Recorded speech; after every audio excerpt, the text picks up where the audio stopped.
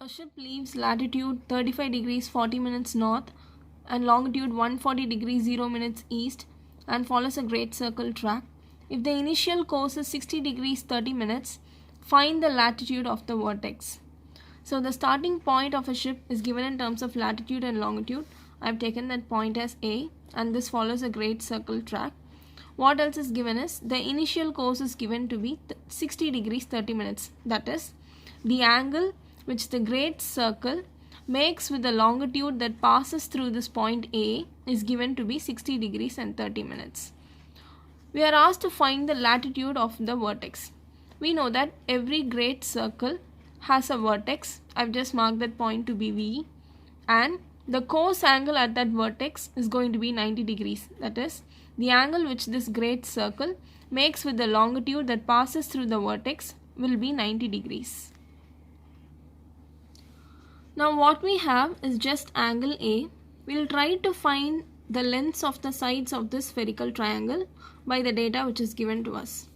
Latitude of this point A is given to be 35 degrees 40 minutes north. What is meant by latitude of A? The distance of this point A from the equator is given to us. We know that the distance from the pole to any point on the equator is going to be 90 degrees. So, how are we going to find this distance PA is? The total distance is 90 degrees. From this, if I subtract the latitude of A, we will get this distance PA. So that's what I've written here. PA is equal to 90 degrees minus the latitude of A. So we get 54 degrees and 20 minutes. So we have obtained this side PA, which is nothing but small v, as 54 degrees 20 minutes. Next, now we have in our hand a right spherical triangle. So we can make use of Napier's rule. I'm first writing down all the components of which we'll make use of in the Napier's rule. This point V has the 90 degrees, so we are just omitting that point V and we are writing the two sides which hold the 90 degrees as A and B. Next we'll write the complement for the remaining parts, that is you'll have 90 minus capital P, 90 minus small v and 90 minus capital A. So I have written all the 5 components. Now in Napier's rule we need to know which is the middle part, opposite part and the adjacent part. So what is asked in our question? We are asked to find the latitude of the vertex. Latitude of the vertex is nothing but distance of this point V from the equator. How to calculate this? We know that the distance from the pole till the point on the equator is going to be 90 degrees. So if we know this PV, we can subtract this distance from 90 degrees and find the latitude of V. So first we should know what is PV. PV in our diagram is nothing but small a. So first we should find small a. So I am taking the small a to be the middle part. So 90 minus P and small b will be the adjacent part. 90 minus V and 90 minus capital A will be the opposite parts. So since we know nothing about capital P and small p, I am ignoring the adjacent parts and I am making use of the opposite parts. So we'll have sine of middle part is equal to product of cosines of opposite part. I am making use of sine coup rule. So we have sine A is equal to cos 90 minus V into cos 90 minus A. This is nothing but sine V into sine capital A. Upon substituting the degrees which we have found and simplification, we have obtained small a to be 44 degrees 59 minutes. We have obtained this distance PV and we know that the total distance is 90 degrees. So in order to calculate the latitude of this vertex V, we are going to subtract this distance from 90 degrees. So that's what we have done here. Latitude of the vertex V is the distance from the equator. So we have taken it to be 90 degrees minus 44 degrees 59 minutes, which is 45 degrees 1 minute. This is the latitude of the vertex. Fourth problem is in a spherical triangle PZX, capital P is equal to 50 degree. Small z is equal to 70 degree 45 minutes, small x equal to 62 degree 10 minutes. We have to find small p and small capital Z. That is, one of the included angle capital P is given, two sides are given, small z and small x are given. We have to find the other side small p and an other included angle capital Z we have to find. So we know that any two sides and one of the included angle are given means we have to apply the cosine rule. So I am here applying cosine rule for the unknown side small p. So cos small p is equal to cos small z into cos x plus sin small z into sin x into cos capital P, that is cos of the included angle capital P. Substituting the values for small z, small x and capital P, and after that simplifying this we get cos small p is equal to 0.69056. So from this small p is equal to cos inverse of 0.69056. So cos inverse of this value is 46.32547. We just convert this decimal degree into degree minutes and seconds, so that this decimal degree is now become 46 degree 19 minutes and 31.69 seconds. So we at last we find small p, that is one of the side small p we find out. Next thing we have to find the angle, included angle capital Z. So again I am applying cosine rule for capital Z. So cos capital Z is equal to cos small z minus cos p into cos x by sin x into sin p.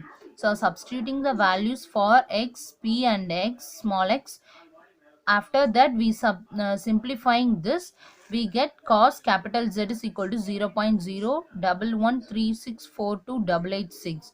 So from this capital Z is equal to cos inverse of this value.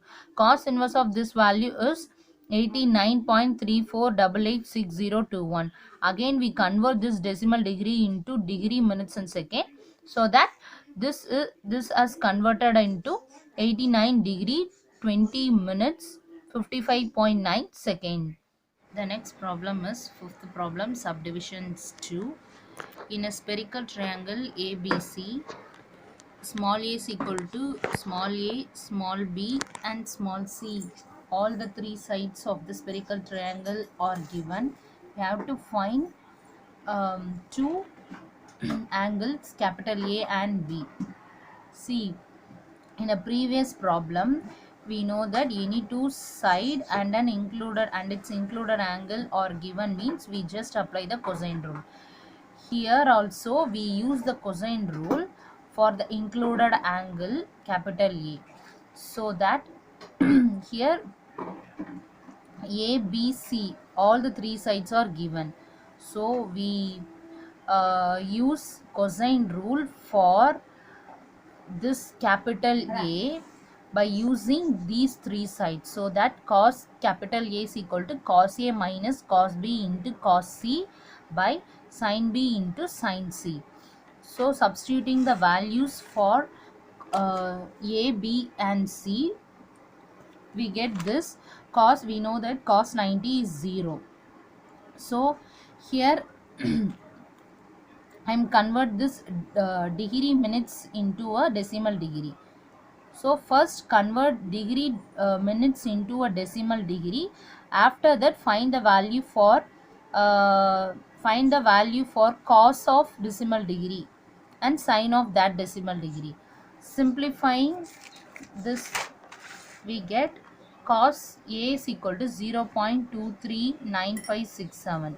So from this capital A is equal to cos inverse of this value. Cos inverse of this value is 76.13901423 degree. We convert this decimal degree into degree minutes and seconds, so that this is now become 76 degree 08 minutes 20.45 second. So we found out the value for the angle capital A. Now we have to find capital B. So for that I am using sine rule. To find the another included angle capital B, I am using the sine rule. So sine A, we know that sine capital A by sine its opposite side small a is equal to sine capital B by sine its opposite side small b. So So that from this sin capital B is equal to sin capital A into sin B by sin A.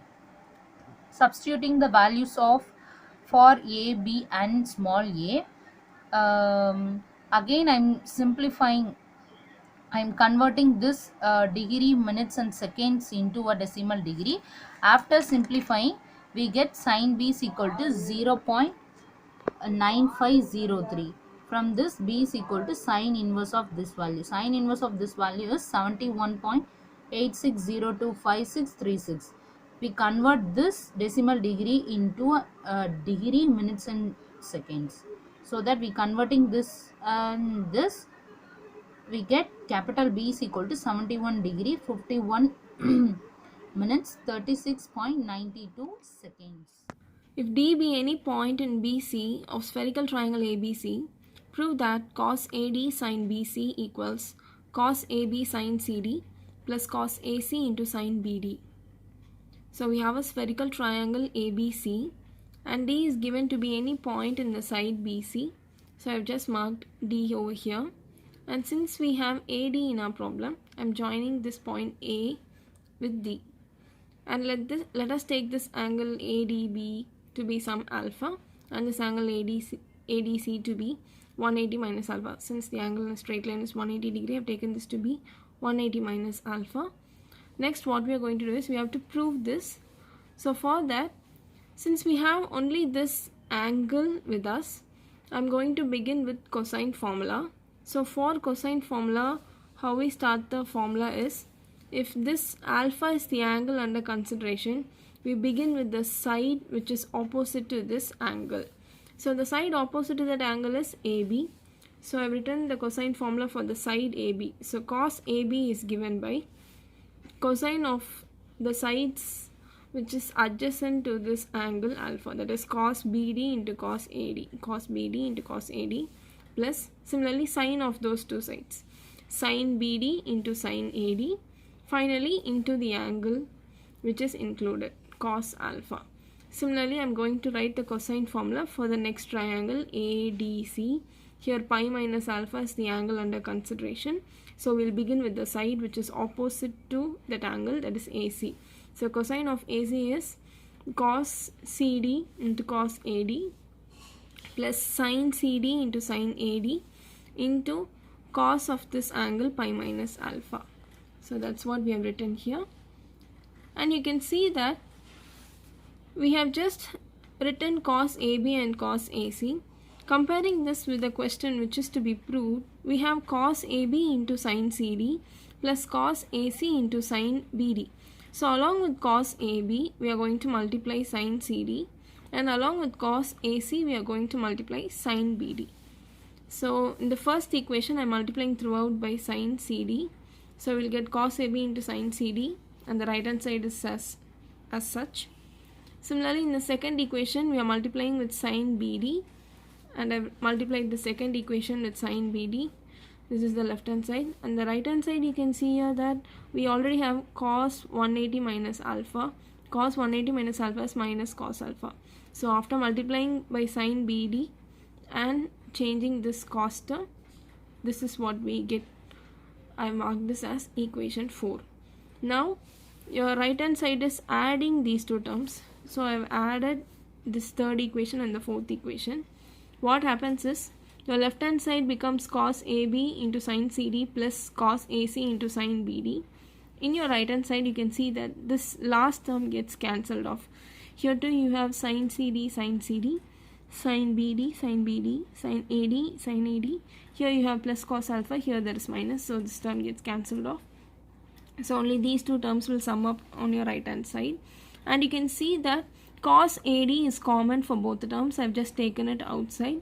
So we have inside sine CD cos BD plus cos CD into sine BD.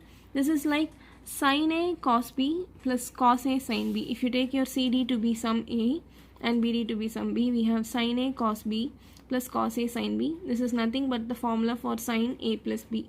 So we have cos AD into sine CD plus BD. In the diagram you can see that CD plus BD is nothing but this total side BC. So I've replaced CD plus BD as sine BC, This is what we should prove. In the question we are asked to prove that the right hand side is equal to cos AD into sin BC. So this is what we have proved.